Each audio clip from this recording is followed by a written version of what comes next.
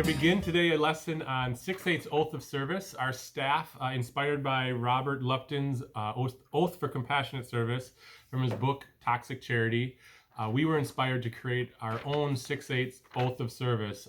We all have a desire to serve and long to serve in such a way that we don't hurt those that we're trying to serve, that we help instead of harm.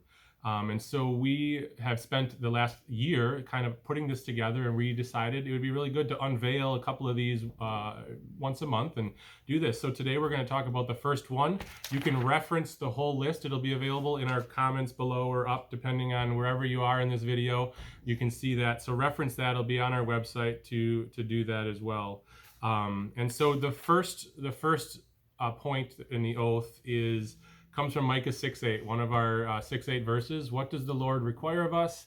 To do justice, love mercy, and to walk humbly with our God. So I thought we thought no better way to start off our oath than with that scripture that God pours out and inspired Micah so many years ago.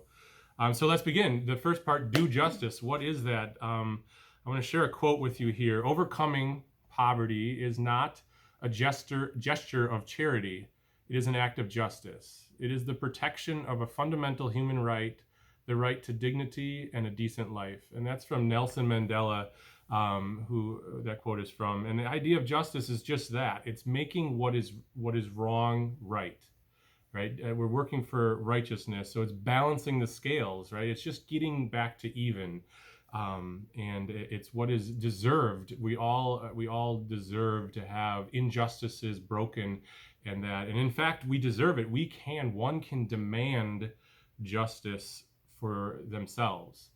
It's a right that we all have because of our human dignity and value there. It's justice. That's just balancing the field. We're leveling the playing field with justice. Loving mercy. Now, mercy or charity takes justice to the next level. It's the step beyond justice. Mercy is undeserved. It is an act, a gift given freely out of the goodness of the giver.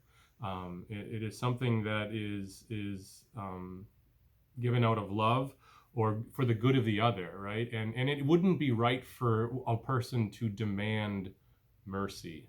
You don't have a right to love or charity to demand that. It's beyond that leveling. It's once we've taken away injustices, we can still give above and beyond that. And that is a beautiful gift when we do that, when we have worked for justice and we share our even beyond that is working for mercy and loving mercy, right? We're not just pours forth from us. And the last clause here, do justice, love mercy, and walk humbly with God, is remembering why we're doing what we're doing, right? It's when we serve, why are we doing it? We do the work of justice. When we do the work of justice and mercy, it's not because we are so great or we are so good. It's just simply pouring out what we've already been given by God. This is the stuff of humility, right? When we recognize everything that we have is a gift from God, and God is so creative. He gives us a gift that was never intended for me. He gives us a gift that was intended for the other.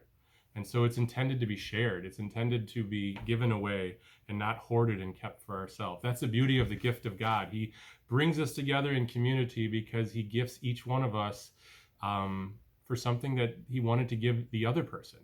And so we have this journey of taking what we've been given and to give it away, giving our very selves, right? And so this idea of humility, right? That if God should choose to use us, we shouldn't think too highly of ourselves, right? And if upon meeting someone, you think God could never use them, I challenge you to think again. God takes the brokenness of this world and fixes it.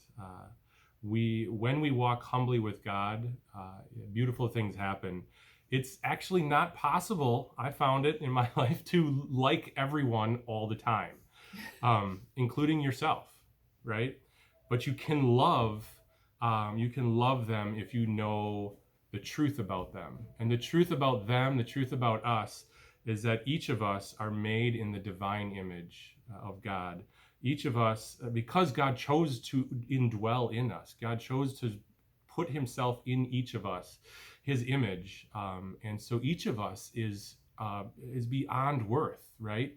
Is beyond value because we are perfectly made in his image, and so then then it's possible to love people at all times when they're ugly, stinky, smelly, and they say things that are rude and we can't stand them, or when we say things that we regret. It's possible to love us because we have God's image inside of us.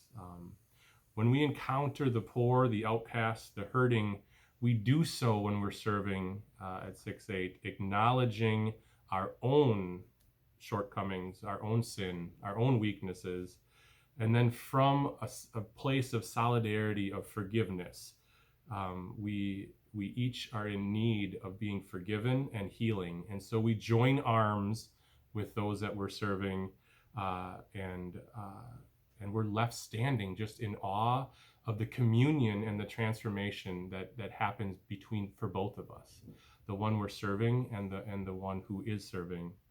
And so that's the first point I challenge us to make. We will have more of these. The next points, what we will talk through the next several weeks and months here, but stick with us, stay with us. But my challenge is, let's make a commitment to serve our neighbors and to serve them well, to serve them in a way that helps and it doesn't harm, in a way that transforms both of us.